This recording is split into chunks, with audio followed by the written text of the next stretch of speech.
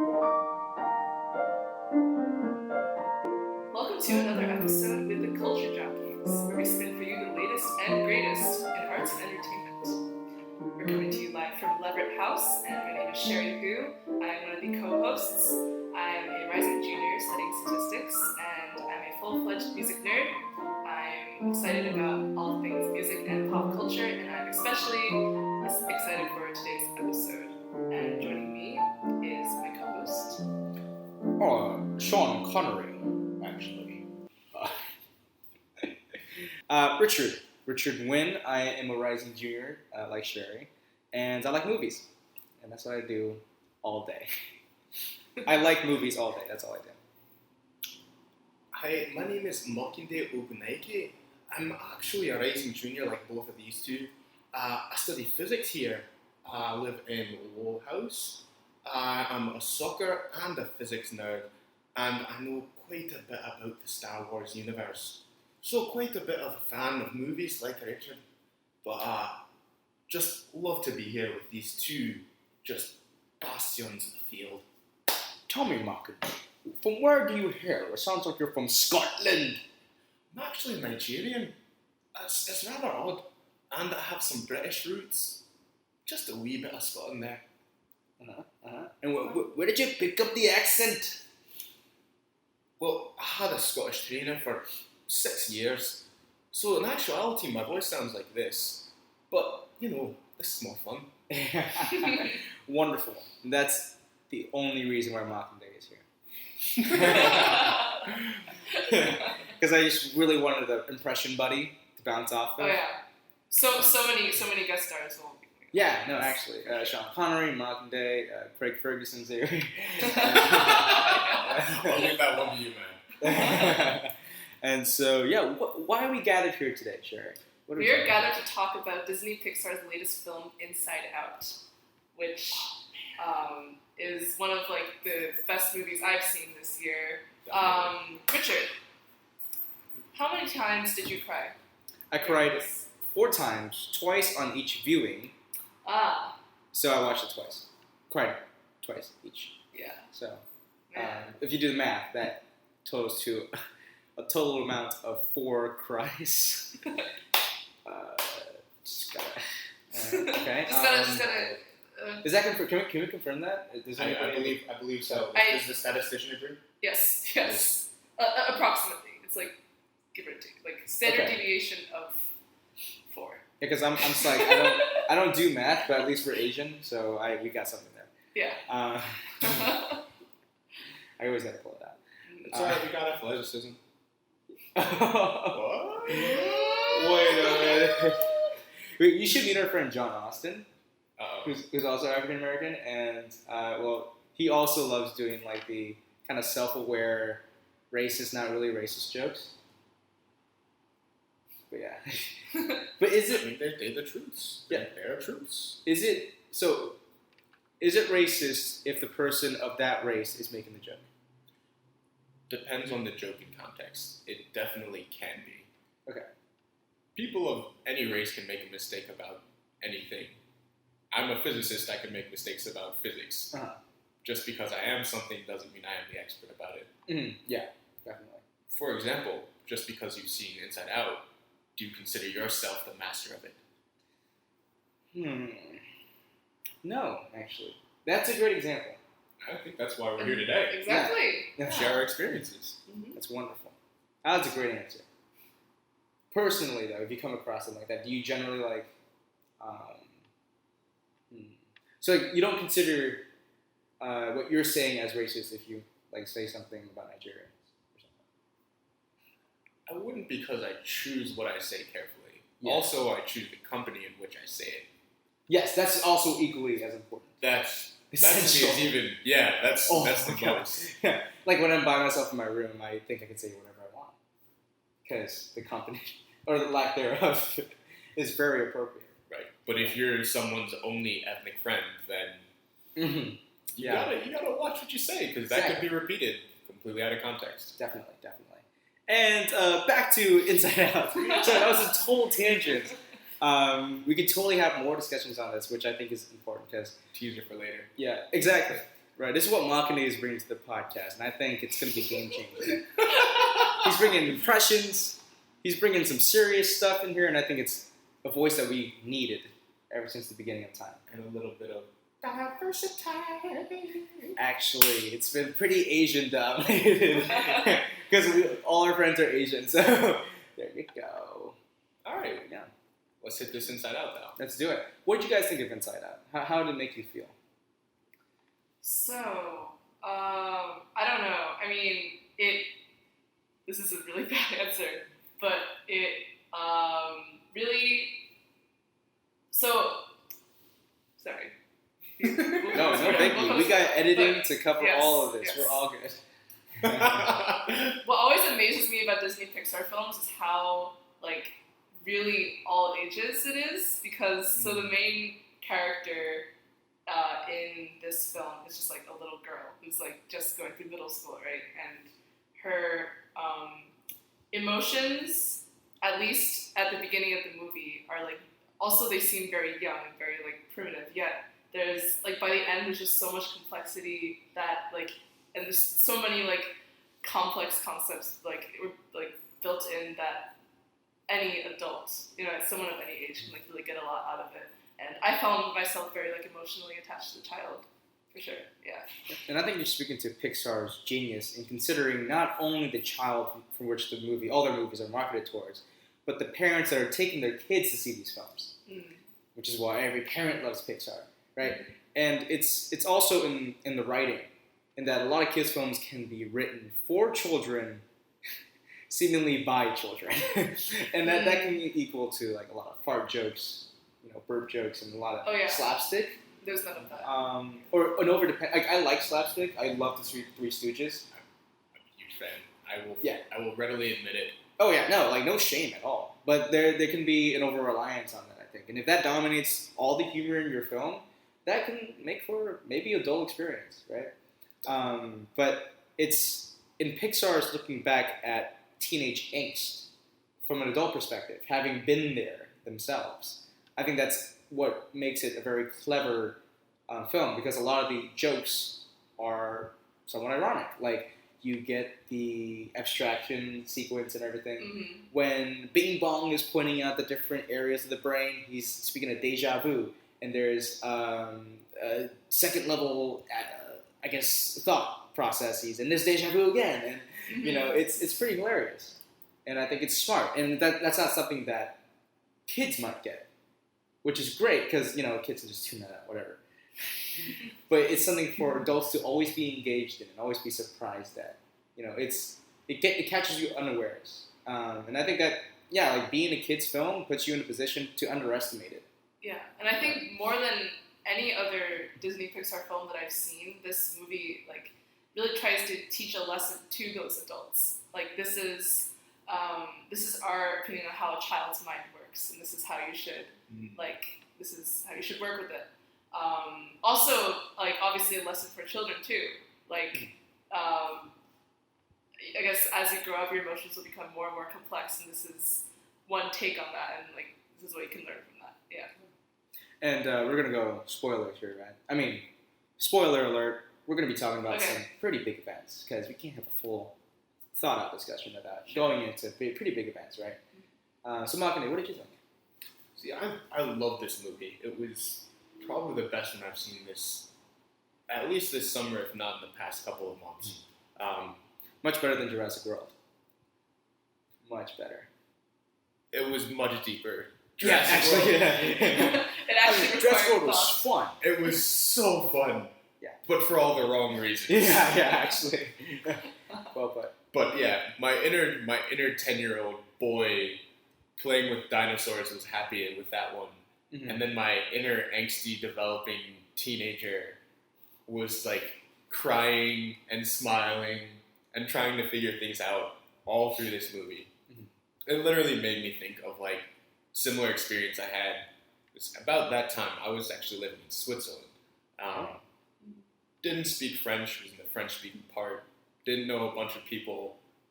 It was, like, a really traumatic time for me, and I really felt like I could relate.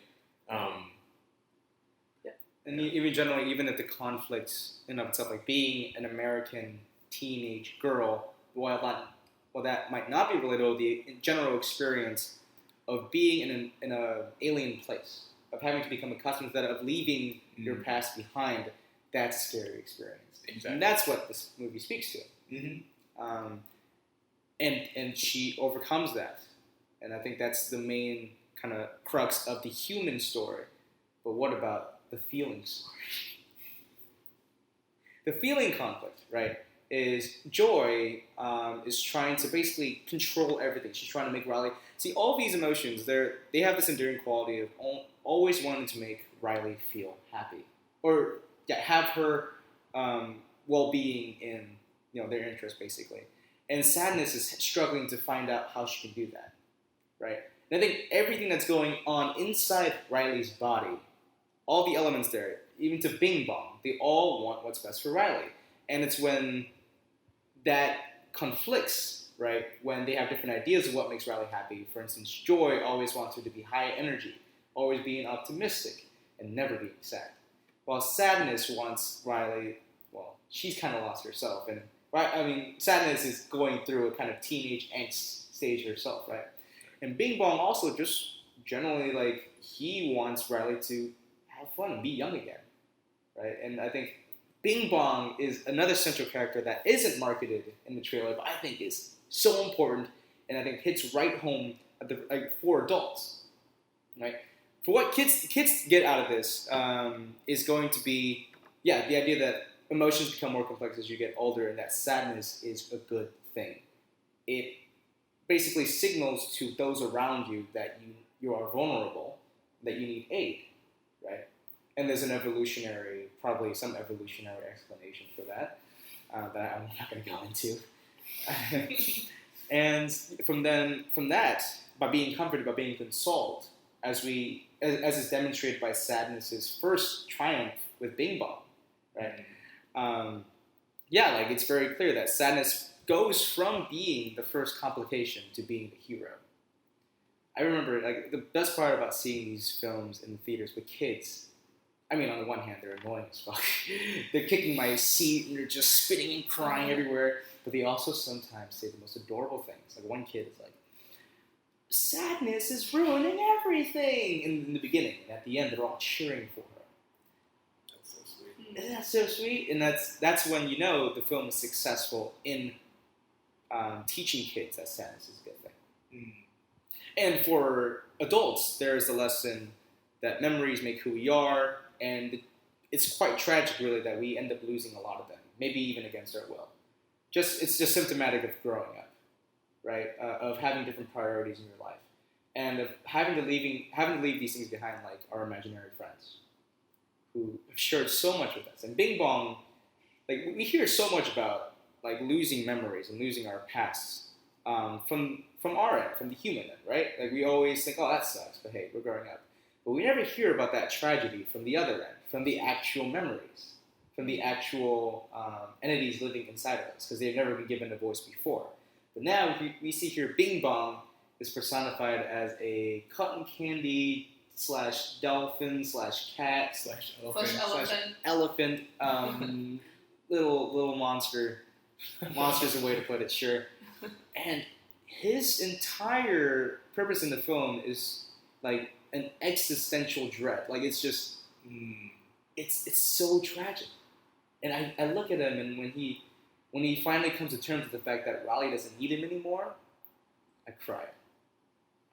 It was so emotional for me. And I think that's what kids might not necessarily get, right? Because existentialism is not something you learn in 3rd grade. But yeah, no, I went on for far too long there. But what do you guys think? No, I agree, and I think one of Bing Bong's true roles is, or one message in the whole film. So I guess another spoiler, not really, is that Riley's mind has a lot of islands, and there's sort of at the beginning they're the 5 pillars of her personality. There's family, there's goofiness, there's honesty, and there's friendship. And as her emotions get more and more complex, all of those islands break down, and like for a moment there's this like there's a sense of danger, like oh she's gonna lose all her islands and who is she gonna be anymore? But then it's in part because Bing Bong sacrifices himself that those islands like come to be again, right? So it's like lost memories are not useless. At least in this movie, they always have a role, and they're always like helping whoever their mind is like move on to the next stage, I guess. That's really interesting. That's a concept I haven't even thought of. But you'd imagine that given we are such like complex beings, that we wouldn't just throw away information for no purpose. Be it that, to use like the imagery within Inside Out, that were people to just store all of the memories, that the long-term memory would get too huge and no one would ever find their way through it, or whatever. There actually is a reason, I suspect. I don't do evolutionary biology, but I suspect that there is a reason that we forget some things. Like, if you have a traumatic experience, to move past it, sometimes you actually have to try to come to terms with it, and sometimes even just let it go. No Frozen references, please. It's Disney, though, right? Well, it's Disney? Well, yeah. wrong side. But yeah, it's a really interesting point. One of the other things I really loved is the things that she remembered so much, especially that commercial. The Dented Bright commercial. It's not even a spoiler. It's just the best. Yeah. It's where forget it. All the other workers are actually like beings, I guess, living inside the body.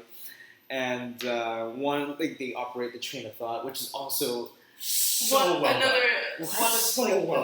Hundreds of like amazing, like witty things. Witty, yeah. Like how do you materialize all of these different kind of concepts in our minds, right? How do you imagine that? And their engineering of this inner worlds is so clever. And one of them is that train of thought. The other is the forgetters, people who like I guess browse through long-term memory to see those memories that are faded out, those ones that aren't used or recalled a lot, and yeah, they choose like, oh, she's not going to need to remember all the different names of like the whatever dolls, right? Oh yeah.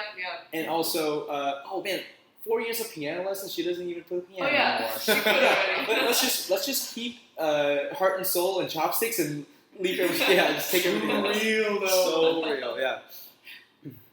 No, that's true, and it was really well done, particularly because they went with, I mean, it's Pixar, their animation style, but animation was just like the perfect medium for what they chose to portray.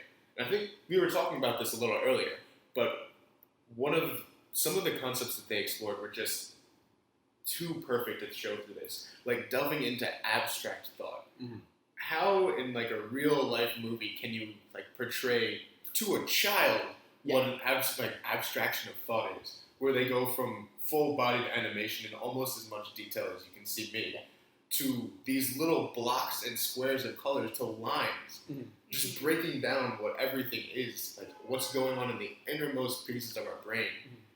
And sure, a kid might not have all the vocabulary or remember like semantic call it, but they can literally picture what's going on. It's visualized, it's right there. The deconstruction of regular objects into what was it, form and color, and just like like dimensionality too. Yes, all of that from 3D to 2D. It was mind blowing. It's brilliant. They have the subconscious be the scary dungeon. That's where all the bad people go. And wait, hold up, clowns get such a bad reputation. I'm sorry, I have the worst clown story ever, and I'm still afraid of those things. So man.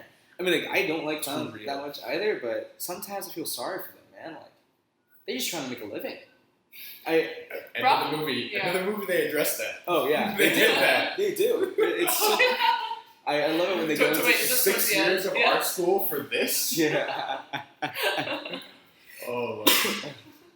No, but like I remember. This is a small little side note. American Horror Story made a season of, it's called a Freak Show season, where they have all the carnival people become villains, or like monsters and demons, and the clowns are super scary. And the American Clown Association, I think that's what they're called, don't take my word on it, but they filed a complaint saying that you portray clowns in the most terrible way, and it's ruining our business. So, yeah, and that's when I started to feel really bad. Oh, clowns. But yeah, animation, like it's expected from Pixar, technical perfection every single time. Mm-hmm. What's interesting, what I felt could be a flaw sometimes in movies, is that they can become so exhibitionist, right? When each and every one of their movies is so different, like takes place in different worlds, that there are these sections when they just need to show off, which I think like serves a purpose, but can sometimes be like, all right, I've been to this before, like this is French fry land, this is trophy land. Well, imagine it if it's definitely just. It doesn't necessarily do much to advance the story. It's just there to show off. Like, look how clever we are, right? But I don't think necessarily anything like flawed about that. It's just that sometimes their movies can tend to do that every once in a while, and that can like upset like some pacing for me. But like, really, that's the only thing I had with that movie. I thought everything else was like the screenplay was perfect in capturing, and for me, like personally. The experience of running away as a kid, how they play through that in Riley's mind is exactly the way that would play out in my head. That, and I mean, if you want to go into a deeper end of the emotion, the shutting down of the console is what I thought to be depression, where you can't feel anything at all. Like sadness doesn't even have anything to do with it. You're beyond sadness. You're just at a place where you are lost and there's nothing guiding you. Right? No emotion, not even sadness.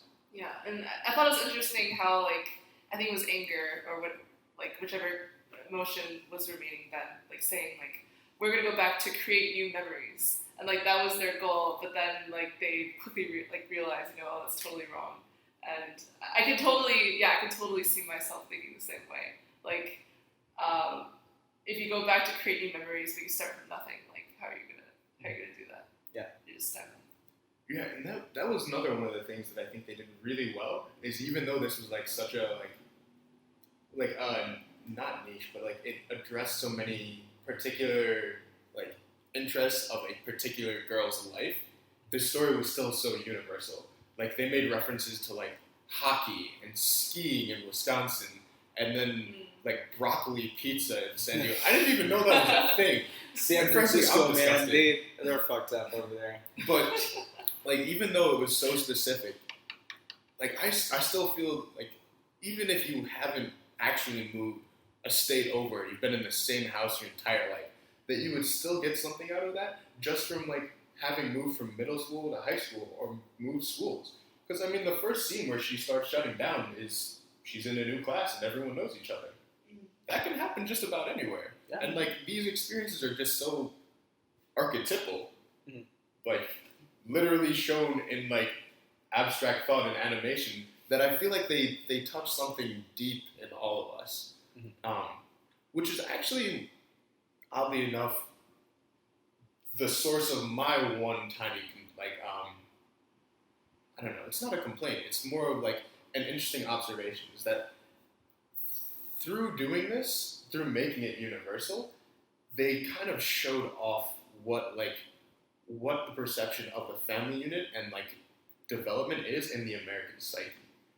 So like the child interacting with her mother and her father, she was fine until her father was like probing her too much. Father, run by anger, is not even paying attention, he's watching a sports game in his head. And then when the mother tries to signal him, he freaks out and has no idea. Mother's run by sadness and is exasperated at the father. Yeah. And there's just all this miscommunication going there. But I just remember there was like, it was just a little weird that the final cut down punishment thing was go to your room. That's the footage. So that whole scene was like one of the first trailers of Inside Out that came out, and like even having grown up in like an American household, I guess I don't have really American ancestry, so I was like, go to your room? Like, is that, I don't know, was that like that's the cute, climax? White people.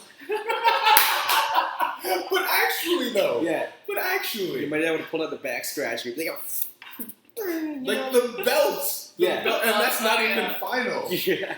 Like, she could sit down after that. No, but I think we're all pointing to how it is inherently American movie, and it was made by Americans.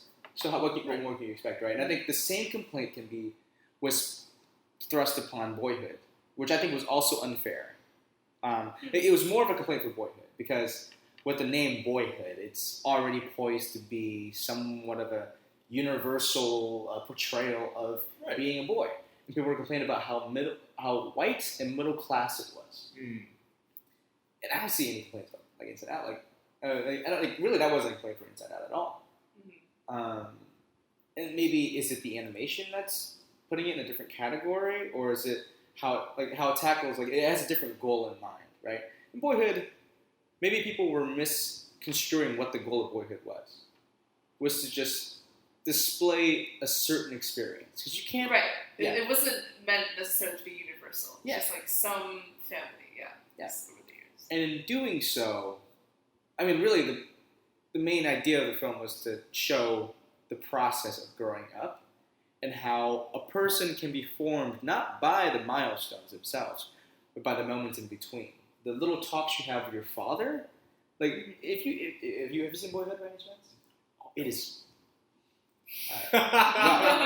Well, that would be an experience. One for the ages. Yeah, we had some arguments on the podcast about this. Our other guest star often is Yonglin Kit Woo. I know you're watching from San Francisco. He doesn't like Boyhood.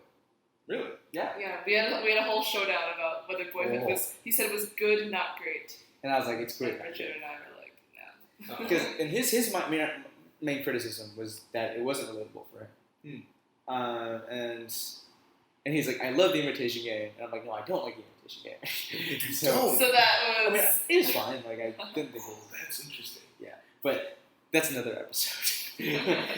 But anyways, where was I? Yeah, so the idea of it being a universal experience, like maybe that's not the idea. And like, what movie really is supposed to be so relatable? It's about empathizing with people, right? It's about empathizing with a person whose life we haven't experienced before. We watched The Lion King. It's not like we were lions once who have had our, Speak for yourself.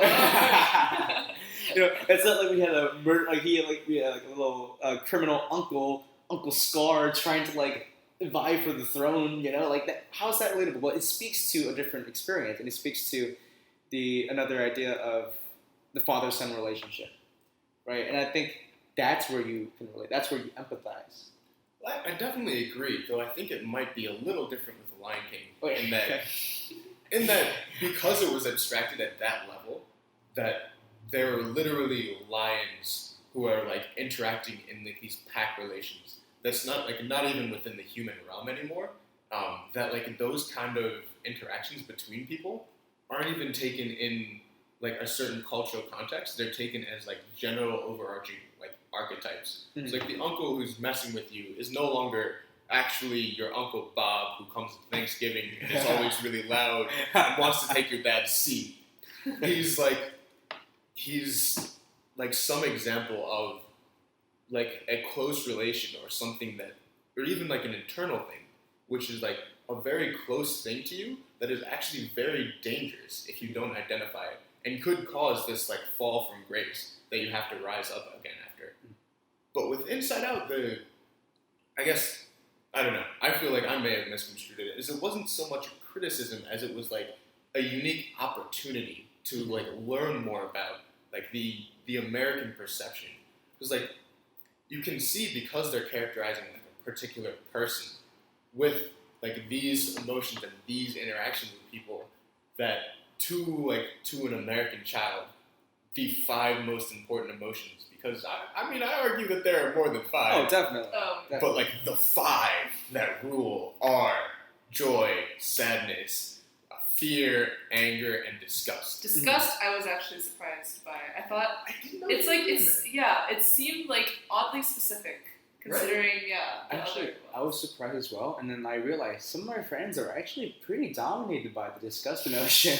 To be fully honest, Like, and honestly, that's one of the things, which is it's honestly can be just as much like a cool thing about this as like a complaint for being non-relatable. Yeah. Is like you realize new things about the culture in which we're immersed by seeing this, because this is like it's a distilling of the culture in this like unique medium, and because of that, you get to identify.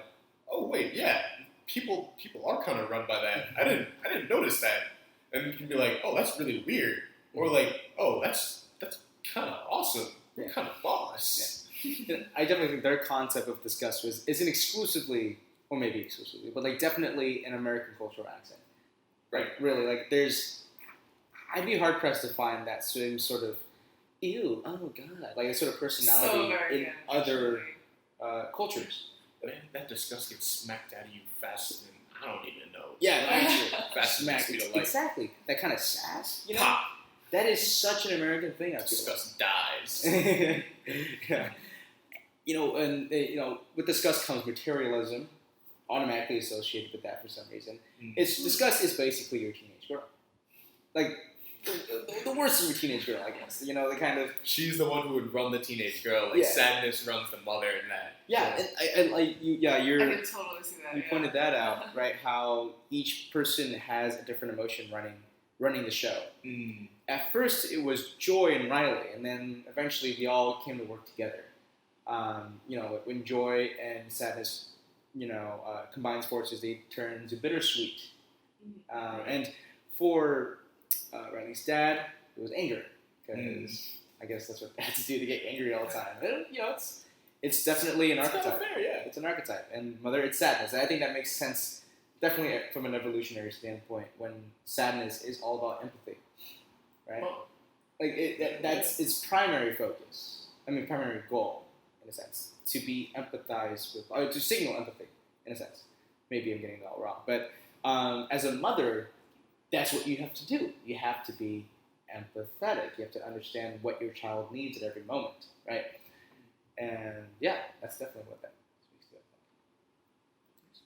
But I generally just, I loved its idea, the importance it places on emotion. Not emotion, of course emotion, but memory. We're like, who are we but our memories? They form our identity, they form who we are. And the idea, like, these core memories burgeoning into these islands of personality, right? It's definitely not how our bodies work, or how our minds work, where one event in our life makes us all of a sudden hockey people.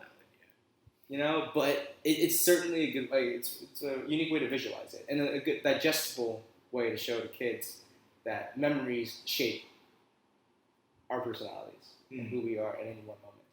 And we can lose that if we don't work on it, or we can ourselves can change based on the way we look back at certain memories, right?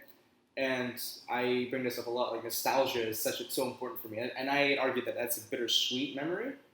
And that's something we understand as kids, right? Because we are living in the past that we will remember in the future. We haven't lived the past yet, so we don't have anything to be nostalgic about, really, because you don't understand that concept. And Riley doesn't really feel that. I feel, like, you can see that from Riley's mom, who has who has that memory of the helicopter pilot. Come with me. And it's always looking back. It's like, oh gosh, the bitter part of it is that, I can't believe we didn't go with them, and the sweet part is how amazing it was, I guess. Yeah. So I guess on the one hand, so you just said that memories can change based on how we view them, right? Later, but then on the other hand, some memories will always be there, and they'll play, no matter how we change, they will always be there to play an instrumental role in shaping who we are, which I agree with, yeah. And I think for me, one of my core memories is always going to be when I got accepted to Harvard, or accepted to college. That was a milestone in my life. That everything up to that point, it was basically building towards that. Especially going through my family, where it's Yeah, get good grades. Go get into college. Now I have no idea what I'm going to do, right? It's Real. Yeah, in high school, I knew exactly where I was going. And now it's definitely opened up to something much bigger. Mm-hmm. And maybe, if there were to be a sequel, which I'm not saying I want one, I think it's perfectly fine by itself. We can totally tackle emotions at different stages of someone's life. No, that's definitely true. Personally, I've gotten a little sick of people capitalizing on the whole sequel, prequel kind of thing. I feel like it's been a little played out, a little overused. So I kind of feel like I treasure the whole standalone quality movie, be it what it is. Yeah. But I do think they left themselves a lot of great opportunities for sequels. Yeah. For example, just the little teaser at the end when they had all of the different emotions dominating different phases of life, different people, different animals. Yeah, they could do an Inside Out for each of those things, or even just they could do Riley instead of being in her preteens, they could do her as a young adult or an aging mother or midlife crisis, or getting old, her kid going to college. Literally any of life's trials could be done this way, and I think it was a really clever thing they did. Yeah. The other thing that I think would be really exciting would be if they explored a little more in depth the whole idea of the meshing emotions at the end, because we only really got a teaser there. We saw at the end how they were all blending together. Rainbow swirls. How did fear and disgust? What is that? Exactly. What is fear and disgust? But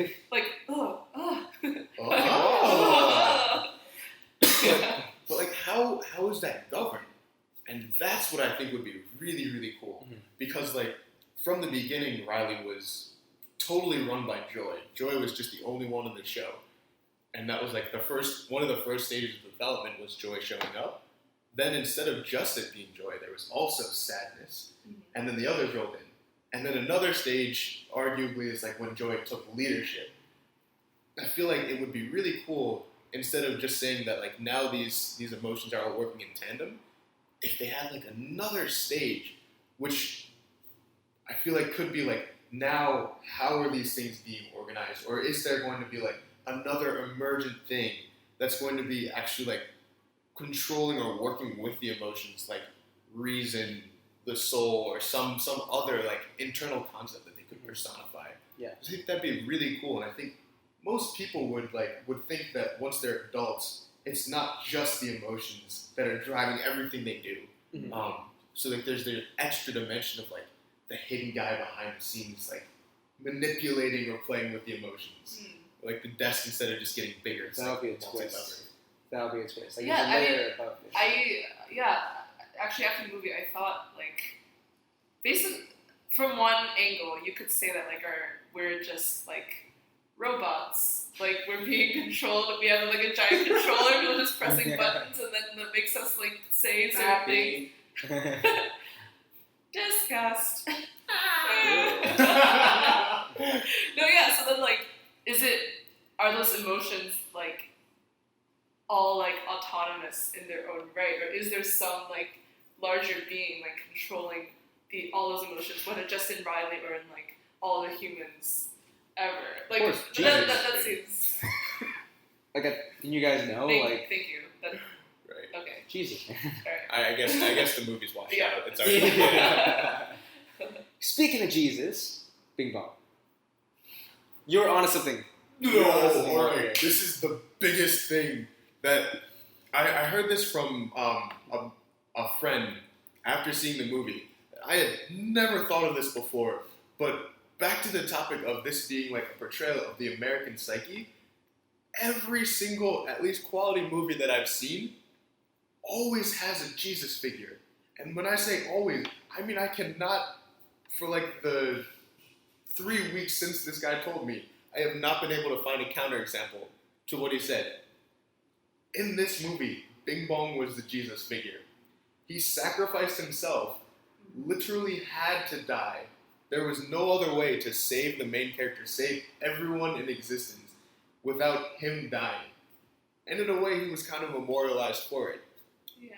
Every single good movie I've seen, big Hollywood movie, there is some character who has to sacrifice him or herself, like to be it death, their reputation, or what, for the plot or all the characters to move on. Sometimes they get lifted up again, and they get their Easter, they come back and all of that. Sometimes they don't, but someone has to die, some kind of death for people to move on. And maybe that's our attraction to tragedy, right? What's more tragic than the most endearing person? They're always like that much. Yeah, like they're always a person you like the most. They're always a person who's the most qualified, I guess, who knows his way around Riley. Yep. Who's always an elder figure, right? It's always that guy. Yeah, it's bizarre. Yeah, and it makes sense. And one of the things is it's so interesting because it's so entrenched. Like, it's been everywhere, and yet until someone like outside, I wouldn't even consider myself like completely streamlined American, but like until this Muslim guy who literally his English is his third language came in and was like, "You guys are obsessed with Jesus, man." I had no idea that I was watching the story of Jesus in every single movie. And it's so weird because like that's just the norm. Yeah.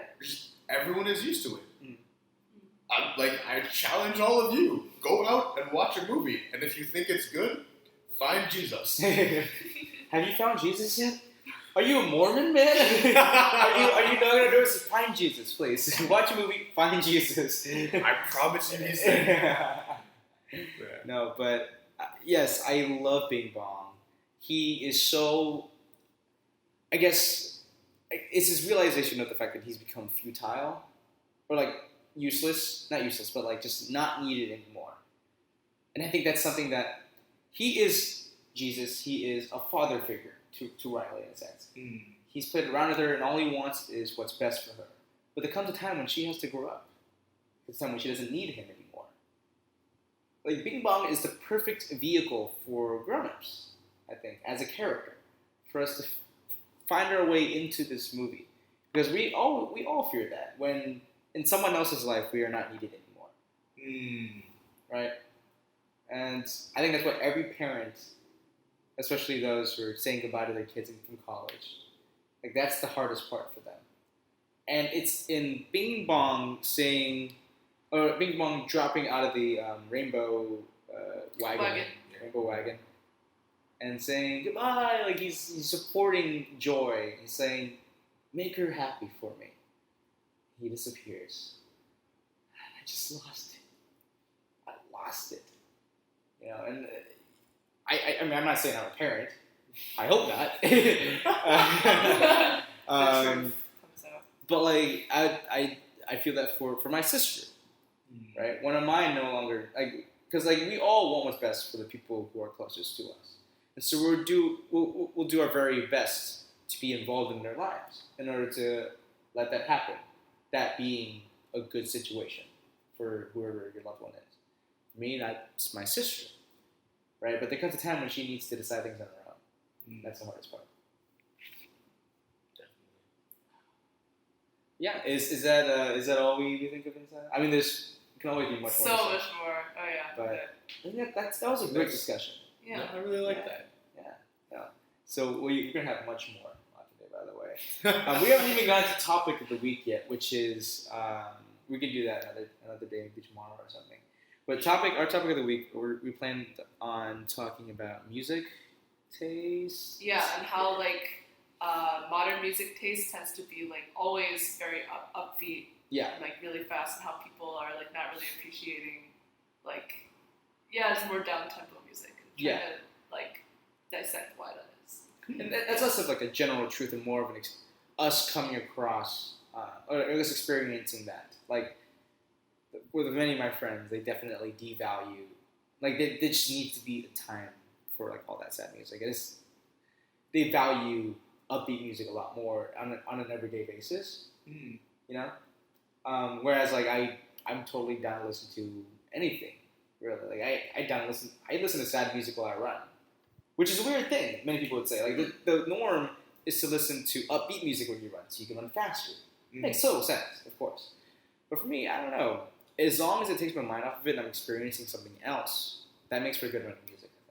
I mean, that kind of compartmentalization and like the differences therein, it sounds like a pretty interesting topic to me. Mm-hmm. Yeah. No. So we'd love to have you on every time we podcast. The more guests, the better. If you have anybody else who wants to join, Well, I'll check back home in Scotland. Scotland. But until then, my brother, my sister, it's been lovely. It's been great. All right, outro time. Yes. All right. So once again, I'm Sherry Who. You can find things that I'm writing on my blog, sherrywho.wordpress.com. I also have a Twitter at sherrywho42. What about you, Richard? You can find me on Twitter at GGYellowSwag. YOLO, not yellow. Yellow swag. Have people confused that? Yes. Oh no. Yeah. I mean, yes. All you see right now is yellow swag. Yellow swag. I mean, that's not incorrect. But Black it's and yellow, black and yellow, black and yellow. Straight up. We're at the bumblebee right now.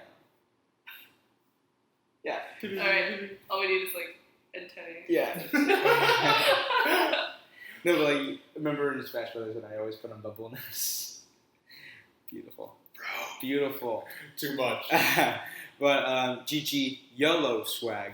You can find me on WordPress at, I forgot what the URL was, but it's called Life in 24 Frames Per Second.